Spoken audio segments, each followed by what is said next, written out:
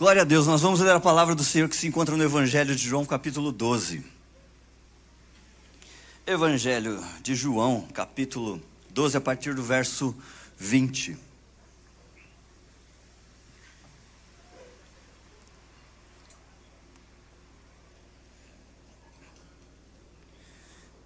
Se você tem Bíblia, glória a Deus. Se você não tiver, vai ser projetado o texto aqui. Diz assim, Evangelho de João, capítulo 12, a partir do verso 20. Alguns gregos que tinham vindo a Jerusalém para adorar durante a festa da Páscoa, procuraram Filipe, que era de Betsaida da Galileia, e lhe disseram: por favor, gostaríamos de ver Jesus. Filipe falou a esse respeito com André, e os dois foram juntos falar com Jesus. Jesus respondeu: chegou a hora de o Filho do Homem ser glorificado. Eu lhes digo a verdade, se o grão de trigo não for plantado na terra e não morrer, ficará só. Sua morte, porém, produzirá muitos novos grãos. Quem ama a sua vida neste mundo a perderá. Quem odeia a sua vida neste mundo a conservará por toda a eternidade. Se alguém quer ser meu discípulo, siga-me, pois meus servos devem estar onde eu estou, e o Pai honrará quem me servir. Agora minha alma está angustiada. Acaso devorar Pai, salva-me desta hora? Mas foi exatamente por este motivo que eu vim. Pai, glorifica teu nome. Então uma voz falou do céu: eu já glorifiquei meu nome e o farei novamente em breve. Quando a multidão ouviu a voz, alguns pensaram que era um trovão, enquanto outros afirmaram que um anjo havia falado com ele. Então Jesus lhes disse: a voz foi por causa de vocês e não por minha causa. Chegou a hora de julgar o mundo. Agora o governante deste mundo será expulso, e quando eu for levantado da terra, atrairei todos a mim. Ele disse isso para indicar como ele morreria. Palavra de Deus para o povo de Deus. Glorificado seja o Senhor, que Ele venha a se revelar para nós. E durante esse mês de dezembro todo, a gente tem falado sobre Jesus. Nós cantamos sobre o Cristo que nasceu. Nós contemplamos a manjedoura. Nós celebramos a luz do mundo, a luz que chegou ao mundo. Isso é muito lindo. Mas o convite hoje, para você, mas o convite para mim, é a gente encarar uma verdade. E uma verdade que às vezes não é sempre confortável, ou muitas vezes a gente esquece, principalmente nesse período, mas é uma verdade muito central no Evangelho. Porque Jesus não apenas nasceu para estar conosco, mas Ele é o Emanuel, Deus conosco, sim. Mas Ele nasceu para morrer. Ele nasceu para morrer por nós. Porque se Jesus tivesse ficado na manjedoura, Jesus poderia até nos emocionar. Se Jesus tivesse permanecido ali apenas na manjedoura, Ele poderia ser uma inspiração, poderia nos comover, mas Ele não poderia nos salvar. Foi a cruz, e não foi o berço que revelou Jesus como o Salvador. O Natal sem a cruz toca o coração. Mas é um momento, um período. E a gente vê tantas pessoas falando no tal do espírito natalino. Uau! Mas é um momento, um Natal sem cruz. Já a cruz toca o coração. A cruz toca o coração e transforma, e não transforma e destransforma. A cruz toca e transforma para sempre. Natal sem cruz produz emoção. E hoje é uma geração muito emocionada e que tem as suas emoções muito afloradas. Obrigado pela palavra, afloradas. Vivem pela emoção. Mas a cruz revela justamente redenção. E é exatamente isso que Jesus está nos ensinando aqui em João capítulo 12. O que está acontecendo? Qual que é o contexto deste capítulo 12? É interessante que capítulo 12 marca o fim do ministério público de Jesus Cristo. Já a partir do capítulo 13, Jesus começa a falar e focar com seus discípulos. Então nós temos o último discurso público de Jesus. E é um discurso de como a cruz é glória. E tem uma coisa muito interessante na organização do evangelho por João. João organiza o evangelho de João em torno de sinais e em torno de horas. Em João 20, verso 31, diz: estes sinais, porém, estão registrados para que vocês creiam que Jesus é o Cristo, Filho de Deus, para que crendo nele tenham a vida pelo poder do seu nome. Esses sinais estão registrados para que creiais. Ele registrou, ele organizou, através de sinais e hora. E ele faz isso intencionalmente para conduzir o leitor, a cada um de nós, à glória da cruz de Cristo. Então João não escreve um evangelho cronológico, ele escreve um evangelho teológico, cuidadosamente estruturado para revelar quem Jesus é e quando a missão dele atinge o clímax. Os sinais e as horas são dois trilhos que conduzem quem lê o evangelho de João até a cruz. E o que significam esses trilhos, esses dois trilhos? Os sinais significam justamente aquilo que Jesus faz para revelar quem ele é. João não chama os milagres de Jesus apenas de milagres. João usa a palavra no grego semeion, que é sinal. E um sinal, ele nunca aponta para si mesmo. Um sinal aponta sempre para algo maior. Por quê? Porque para João o milagre não é o fim. O problema não é o sinal. O problema não é ver o sinal. O problema é parar no sinal, ficar no sinal, vislumbrar e adorar o sinal. O milagre, o sinal é uma placa de direção. Ele aponta para quem Jesus é, para a identidade de Jesus Cristo. Então, em João, o foco não é o poder, o foco é a revelação. E a hora?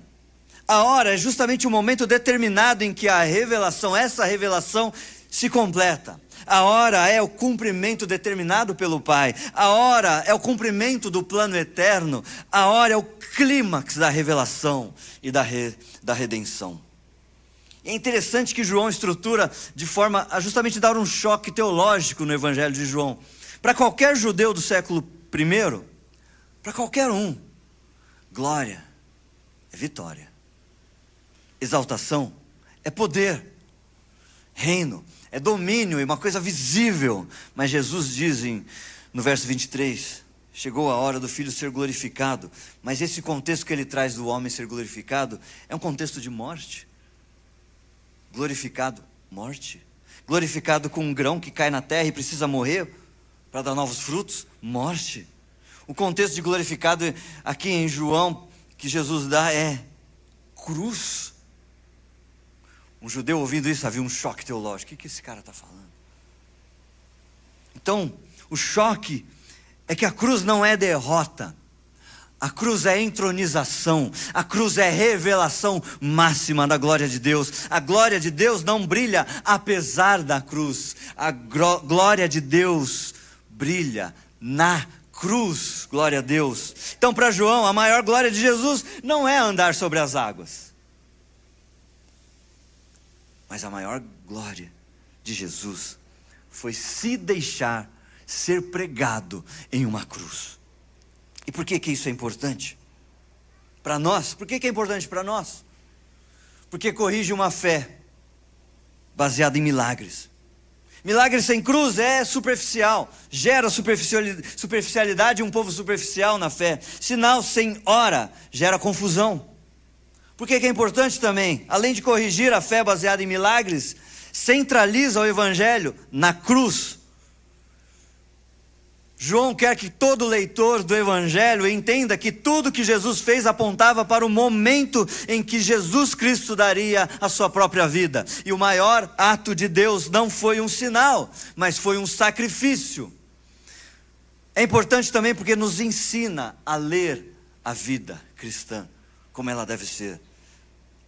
Existem sinais de Deus no caminho. Mas há momentos, existe a hora da entrega. E a hora da entrega é que define tudo.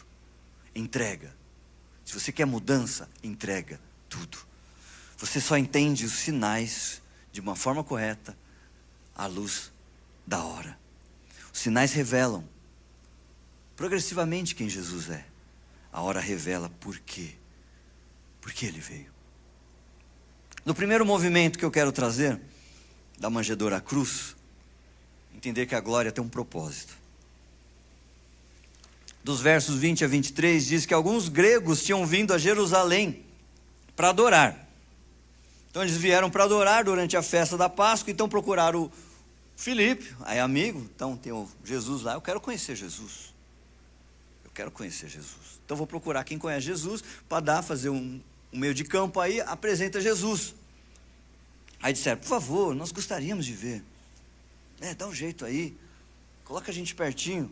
Jesus respondeu, eles foram falar com Jesus e respondeu, chegou a hora do Filho do Homem ser glorificado através da morte. Resumindo, né? Os caras querem ver Jesus. É igual quando você vai, tem um pessoal que gosta de ir nos shows, aí vai ver o famoso. Aí você chega lá, o cara vai ver o Brunão do Morada. Vai ver o Oficina G3, aí vai falar com o Juninho Afran lá. Então, eu vou morrer assim. Mas eu queria só tirar uma foto, não sei o que tem. Não, mas deixa eu falar assim, chegou a hora, eu vou morrer desse jeito. Precisa morrer.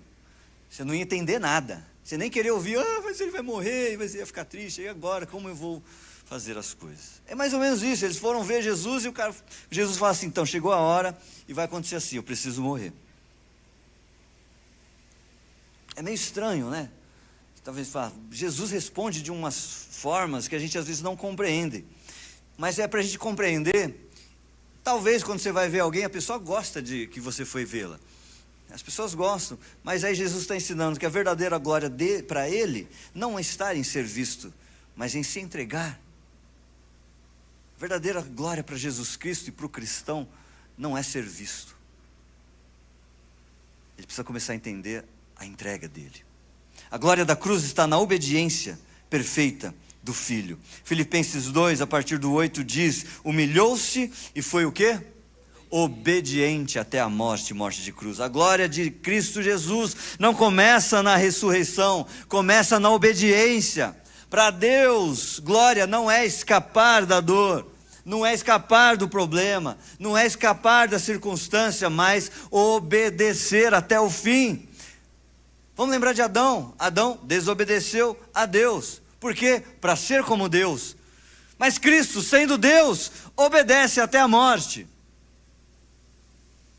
Obediência. Por isso Deus, porque ele obedeceu, por isso Deus o elevou ao lugar de mais alta honra e lhe deu o nome que está acima de todos os nomes, para que ao nome de Jesus todo joelho se dobre, nos céus, na terra, debaixo da terra, e toda língua declare que Cristo é Senhor, para a glória de Deus, o Pai, aleluia. Ele obedeceu para que toda língua, inclusive a sua, declare que Cristo é Senhor, Jesus Cristo é Senhor, para a glória dele, de Deus Pai, aleluia. Lá em João, verso 23, Jesus diz, chegou a hora, é chegada a hora. Hora não é relógio, não é cronos. Hora para João é propósito eterno.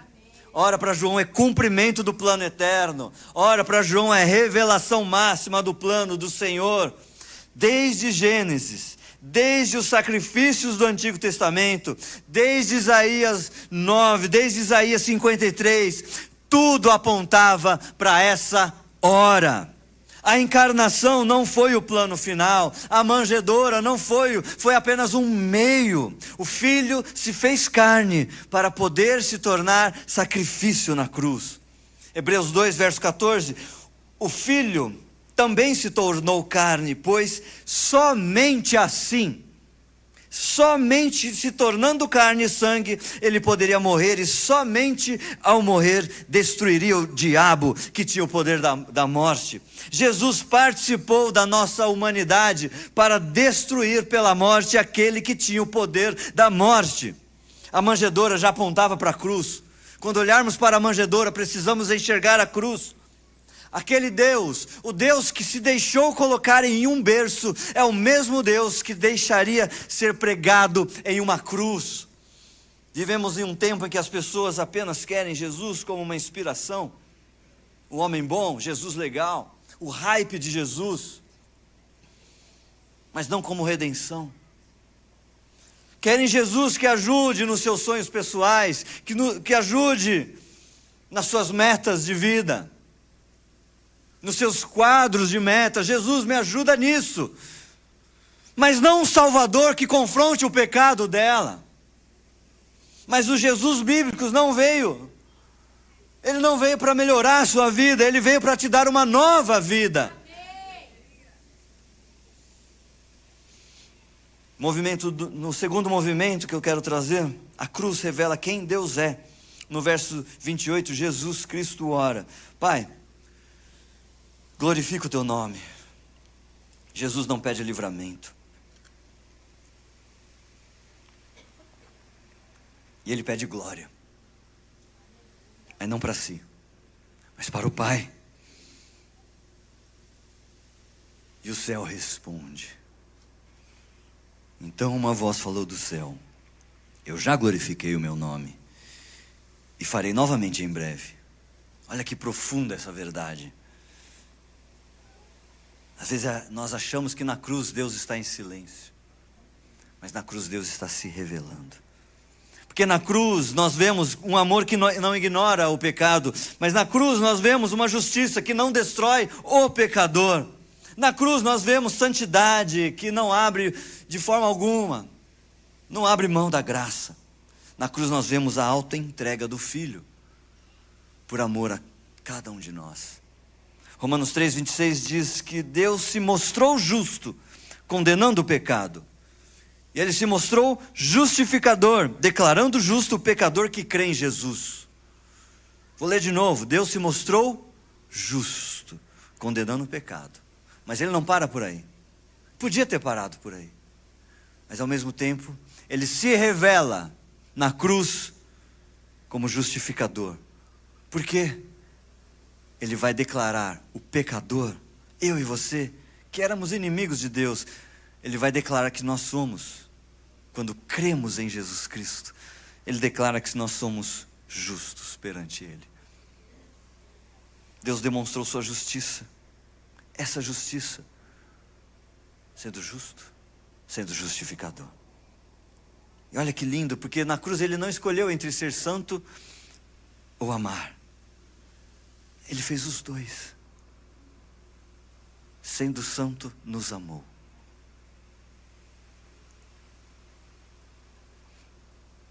Ele podia ter escolhido a santidade apenas na cruz, condenar o pecado, estraçalhar o pecador.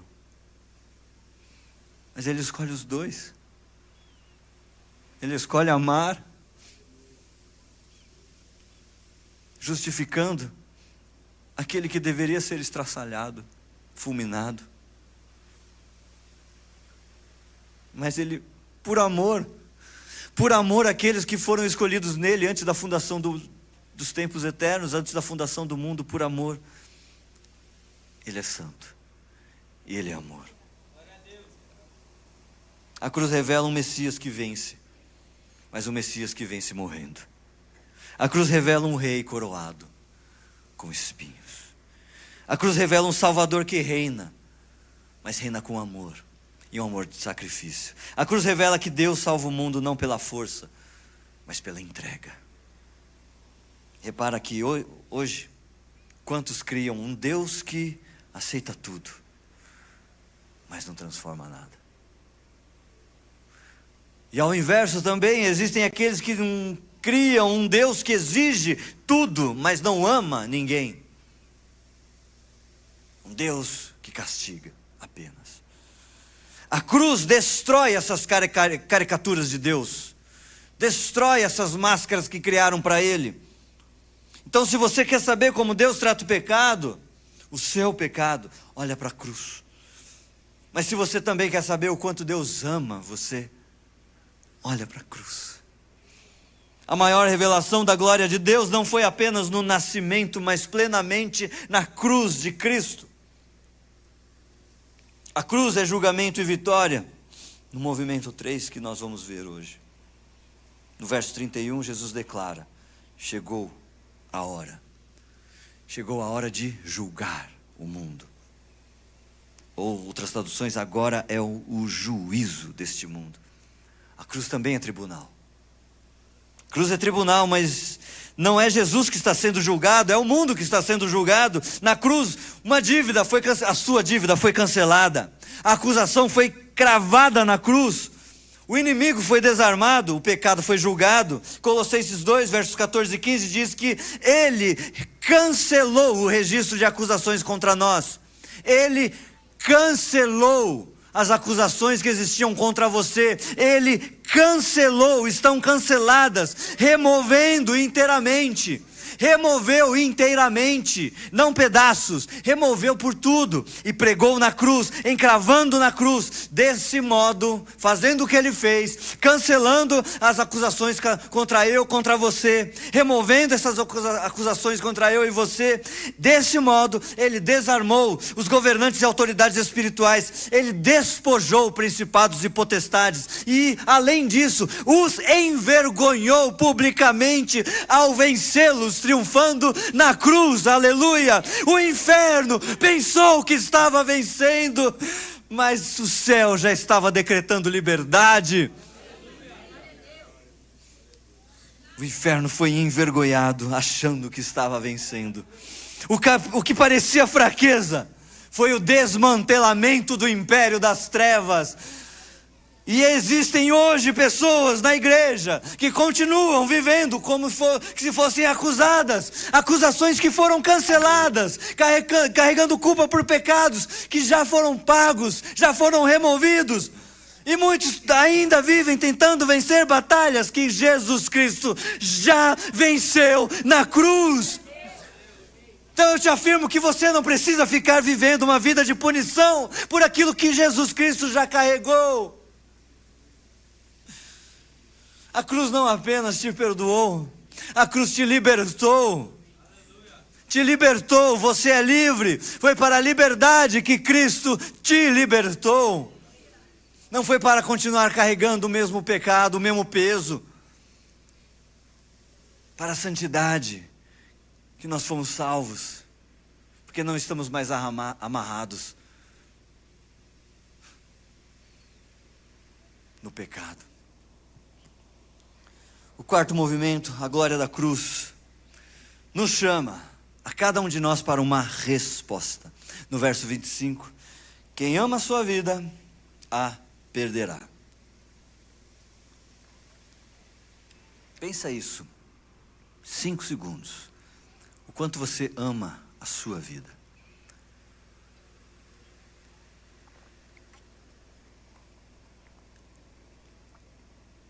A cruz não é apenas algo para ser admirado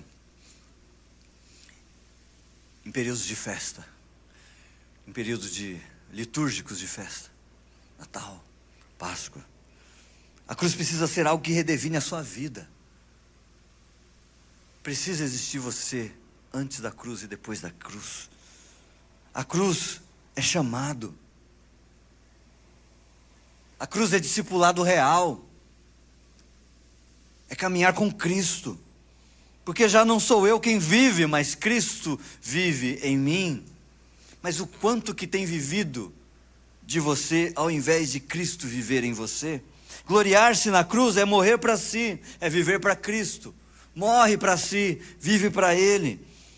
Gloriar-se na cruz é rejeitar aquela fé triunfalista que não tem crucificação. A gente precisa lembrar que nós não seguimos um Cristo sem cruz. Nós seguimos um Cristo crucificado, mas muitas vezes queremos uma fé confortável, sem renúncia, sem entrega, sem morte do ego, do eu, do desejo, do conforto, do comodismo. A cruz é pesada. Melhor não. É melhor ser um cristão nominal. Eu afirmo, se você quer viver assim, quem sou eu? Afinal, a gente está no tempo do não julgueis, não julgueis, não julgueis, e lacração e cancelamento. Mas vai existir um dia que, meu irmão, você vai ser cancelado, mas não por aqui. Vai ser cancelado por aquele que fala assim, eu não te conheço. Tive fome, não me deste de comer. Tive sede, não me deste de beber. Cristianismo sem cruz gera consumidores espirituais, fé rasa, discípulos que não se entregam, discípulos que não são discípulos. Mas não seguimos um Cristo crucificado para viver uma fé confortável. Amém? A nossa fé não pode ser confortável. Então, a pergunta não é se você acredita na cruz. Talvez você acredite. Eu creio que você crê na cruz, sim ou não? Sim. A pergunta é, o que em você ainda não passou pela cruz? Para concluir, Cristo nasceu, Cristo viveu, Cristo morreu, Cristo venceu, e Ele ressuscitou. Aleluia. A glória de Deus não brilhou mais forte no nascimento dele na manjedoura, mas na entrega da cruz. E a cruz reconciliou o homem com Deus. A cruz revelou o coração do Pai. A cruz fundou a nossa esperança eterna. Nunca esqueça que o Cristo glorioso ainda carrega as marcas da cruz por você. E que possamos viver como Paulo e afirmarmos um dia, eu carrego as marcas de Cristo. Talvez o ano passou, como a gente começou aqui, talvez você fale, eu carrego as marcas do ano. Eu carrego as dores do ano. Mas a nossa máxima precisa, ao final de ano, falar, eu carreguei e continuo carregando durante todo o ano e continuarei carregando as marcas de Cristo. Aleluia. Aleluia. O Cristo da manjedoura só pode ser compreendido à luz do Calvário.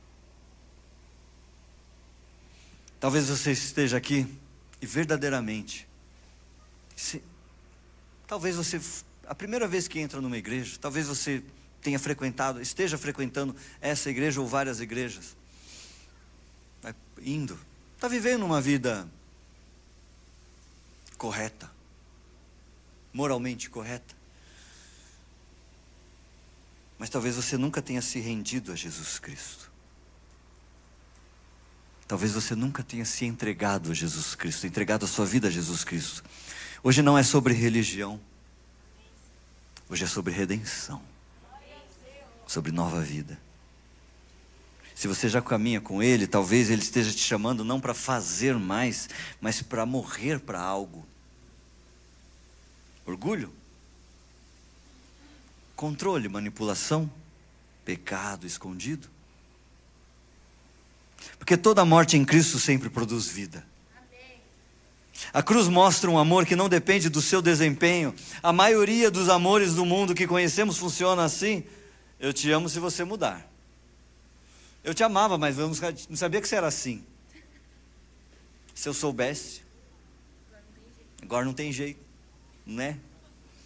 Você não muda. Tem que amar porque Jesus mandou. Ainda foi assim. Os amores do mundo são assim, sim ou não? Eu sei que vocês estão com o cônjuge ao lado, você não quer admitir isso. Eu te amo se você corresponder. Eu te amo enquanto você não falhar. Não é? A gente tem umas chatices assim mesmo. Mas a cruz diz algo que é muito radical, é muito diferente disso. Deus amou quando não havia garantia de resposta. Deus amou quando ainda havia rejeição por nossa parte. Jesus morreu não por pessoas perfeitas. Jesus morreu por pessoas quebradas, confusas, distantes, falhas, limitadas, como eu, como nós. Na cruz, Deus diz, eu prefiro carregar a dor do que perder você. Quanto amor! A cruz nos mostra, sim, você tem valor. E não é só o refrão de uma música antiga. Isso é uma verdade cravada na cruz. A sua vida importa. A cruz mostra para você. E Deus está te falando. Presta atenção. Os seus erros não definem o seu fim. Você prestou atenção? Os seus erros não definem o seu fim. Mas ao mesmo tempo a cruz te chama a verdade. Algo em nós precisa ser curado. Algo em nós precisa urgentemente ser curado, mudado. Alguma coisa precisa mudar.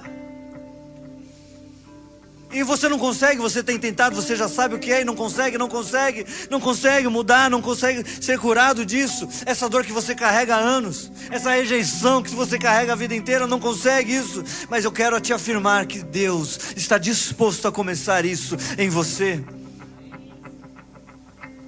E como é que você vai responder? Qual a resposta que você vai dar? A resposta não é religião. A resposta é fé. A resposta é confiança. A cruz não pede que você vire uma pessoa religiosa. A cruz não está pedindo para você se tornar alguém religioso. A cruz não está pedindo para que você saiba de todas as coisas. A cruz não pede para que você acerte tudo. A partir de agora acerte tudo. A cruz, ela faz um convite simples. A cruz faz um convite simples e profundo. Confie. Se permita ser amado. Deixe-me te amar. Deixe eu te transformar. Na cruz Deus não mostrou que Ele odeia o erro. Não. Na cruz o foco não é mostrar o quanto Ele odeia os erros e o pecado, mas o foco da cruz foi Deus mostrar o quanto Ele ama as pessoas, o quanto Ele ama você. O foco é o amor de Deus. Talvez você tenha vivido uma vida e ouvido sobre Deus, é um Deus que é pesado, que é isso, uma vida religiosa. Isso não, é sobre amor, é sobre relacionamento, sobre redenção, sobre nova vida, sobre oportunidade de ver o que Ele tem para você. Mas eu tenho feito tudo tão certo, eu tenho vindo à igreja, tenho feito as coisas e as coisas não estão mudando. Mas o que precisa ser colocado na cruz? O que precisa morrer em você hoje? O que precisa morrer para que você viva verdadeiramente um ano novo em Cristo? Não a partir do dia 31 para o dia 1º, mas a partir de hoje, a partir de agora. O que precisa morrer? O que precisa ser entregado? Talvez você tenha frequentado aqui, mas nunca se entregou a Jesus Cristo.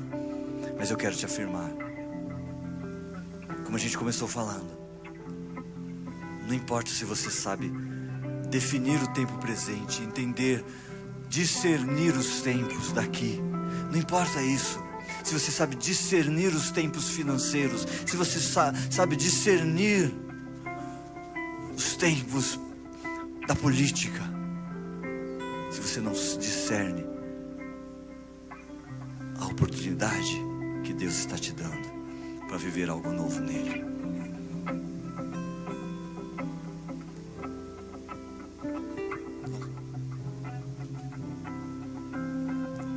Durante essa canção, quero te convidar a ficar de pé. E durante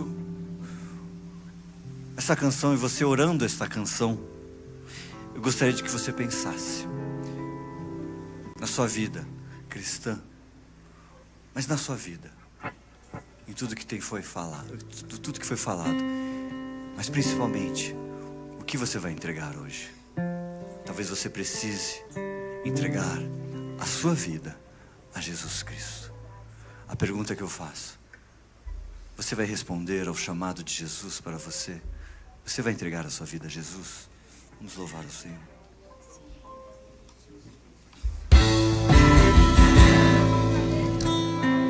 Glorificado seja o Senhor. Aleluia.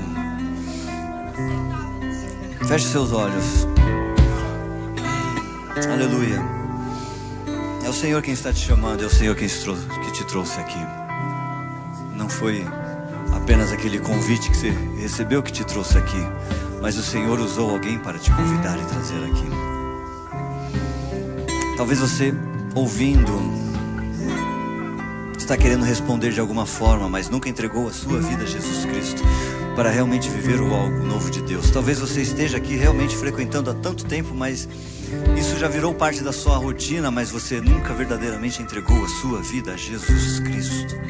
Nunca deu este passo de fé. Por uma série de questões que não vale apenas falar agora, mas você não deu este passo de fé e se acostumou com isso.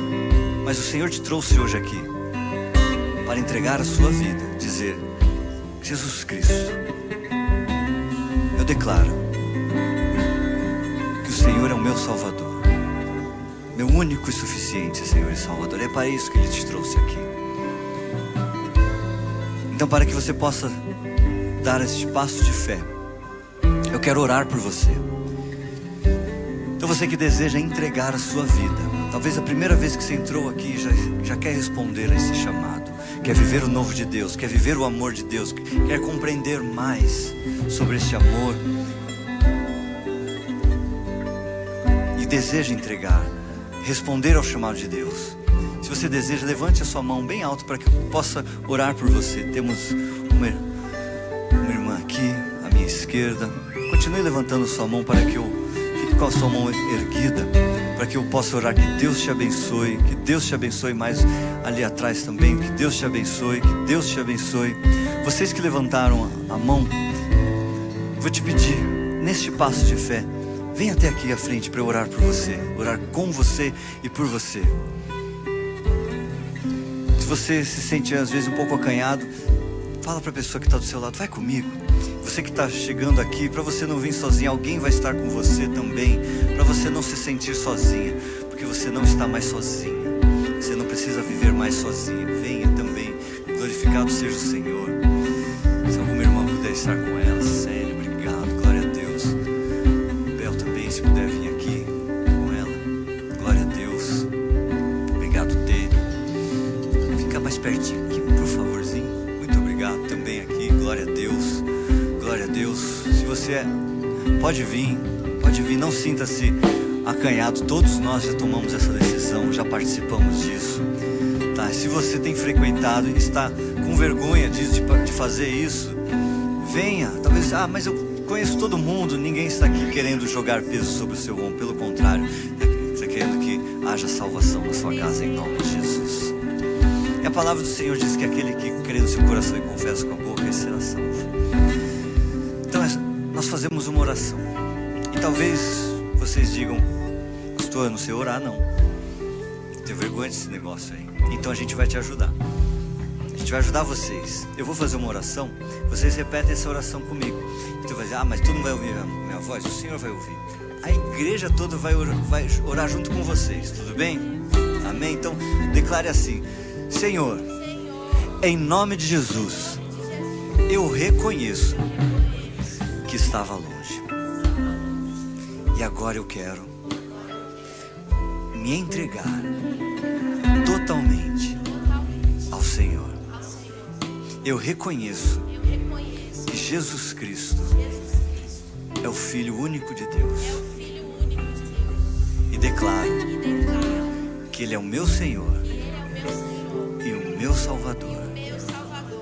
Perdoa os meus pecados, escreve o meu nome no livro da vida, em nome de Jesus, amém. Glória a Deus. E tem uma coisa linda que acontece nesse momento, sobrenatural. Vocês começam a pertencer a uma família. Vocês não mais sozinhas, a uma família. Um pedaço pequenininho da família de Deus, bem pequenininho, está aqui para te receber. Para Ele te receber, dá uma olhadinha para esse pedaço tão lindo que está aqui, ó. Dá uma olhadinha para esse povo que faz parte agora. Você faz parte da família, em nome de Jesus. Glorificado seja o Senhor.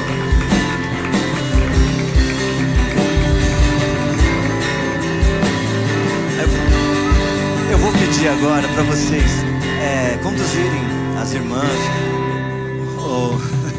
Rodrigão, leva o seu filhão ali junto ali com o Marcelão, pode ir junto. A família, se tiver algum familiar que quiser acompanhar, pode acompanhar, vai junto lá. Glorificado seja o Senhor. Você pode glorificar o Senhor mais uma vez? Aleluia, louvado seja o Senhor. Aleluia, aleluia, aleluia. Eu quero orar por você agora, igreja. Feche seus olhos mais uma vez. Senhor, em nome de Jesus, nós te agradecemos pela tua presença real neste lugar, Senhor.